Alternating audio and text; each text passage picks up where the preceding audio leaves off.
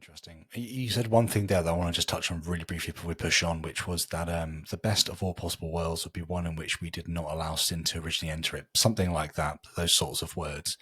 I guess my question is, like, do you really believe that? Because I think, so when I say do you really believe that, do you really believe we had a choice? Like, I really struggle to understand this idea that humanity has made a decision that we don't have a decision part in. We are suckered into some decision that somebody else made. I've used this analogy before of a string kind of leading back from the sort of beginning of creation, so the Big Bang, all the way through to us today. And at some point on that string, there has been an actual cut which has severed us from the source of creation, God, to ourselves today. And no matter where you go back on the actual string itself, it seems fundamentally impossible to pinpoint an actual time and place where somebody fully recognized God in all of his glory and turned around and went, no, I want nothing to do with that. That doesn't seem like an actual possibility. I don't think Adam and Eve were actual people. I think they're metaphors than Genesis. So I guess I kind of feel like I understand what you're saying. I don't think it's. Do you really think that the best of all possible worlds will be where sin doesn't exist? I think that's what we're literally saying, right, with the sort of beatific vision.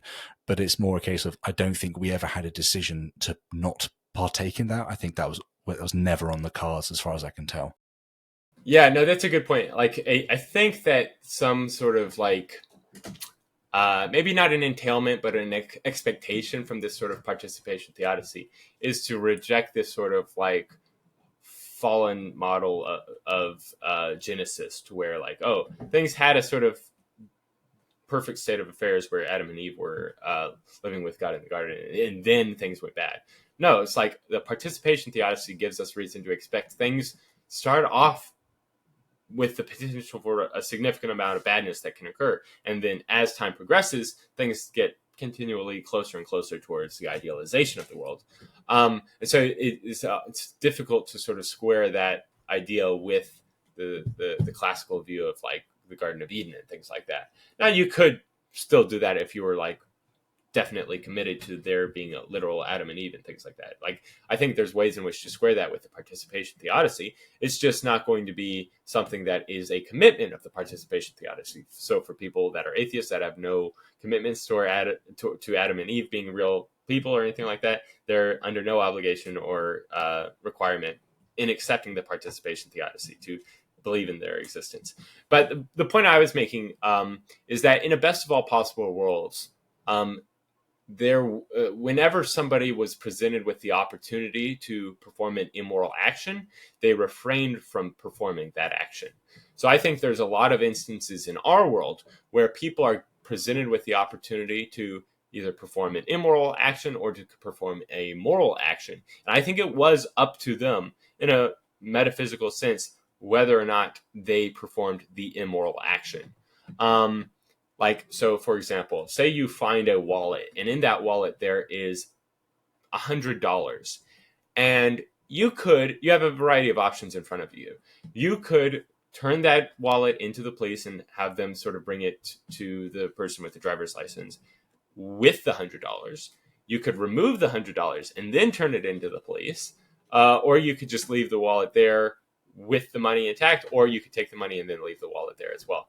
And so, like, there's a variety of options for you. I think only one of those are probably going to be the moral option for you to choose. But I think that you being a sort of, maybe not you, but for a lot of people, there will be that sort of moral consideration that they have to go through. Like, should I take the money?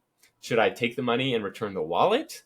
Should I take the money and leave the wallet? These sorts of things. And I want to say that these are like genuine options open and available to the individual, such that it is up to them whether or not they do the moral thing or if they refrain from doing that moral thing.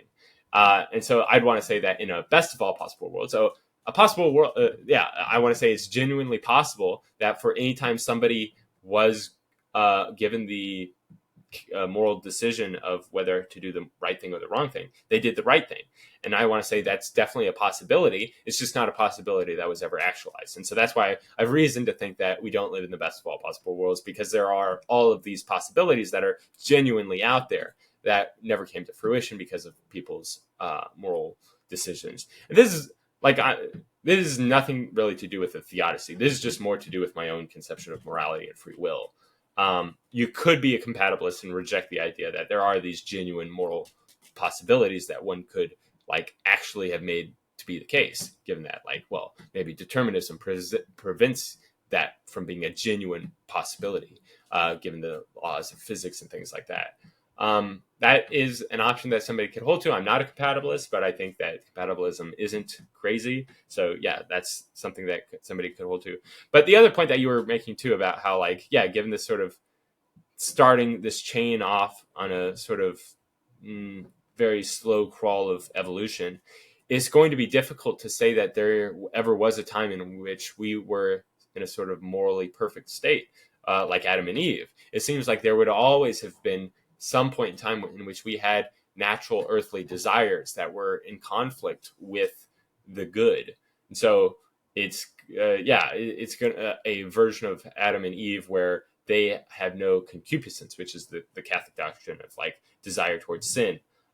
That's going to be hard to square with this sort of like contiguous sort of stretch of line, connecting line between the very first organisms that came to exist and then our current existence now, because like those organisms are very fallible and weak and limited, and they're going to be driven by evolution to desire things that aren't perfectly in line with the good. And so similarly, we would expect any proto-hominids and then eventual hominids to similarly have those sorts of desires that ingrained within them via evolution to desire things that are maybe good for the reproduction of the species, but not necessarily good for the individual's moral character.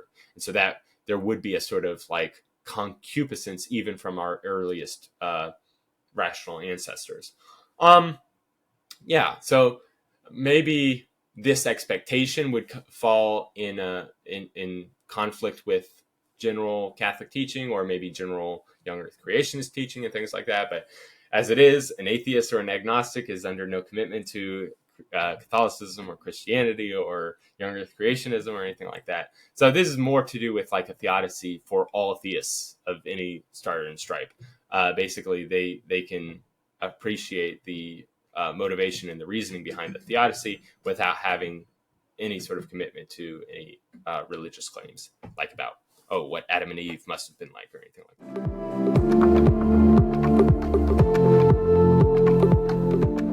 If you enjoyed this clip, then head on over to Locals to access the full conversation right now. Supporters can access the video version, and everyone can access the audio-only version of the conversation. I'll see you over there.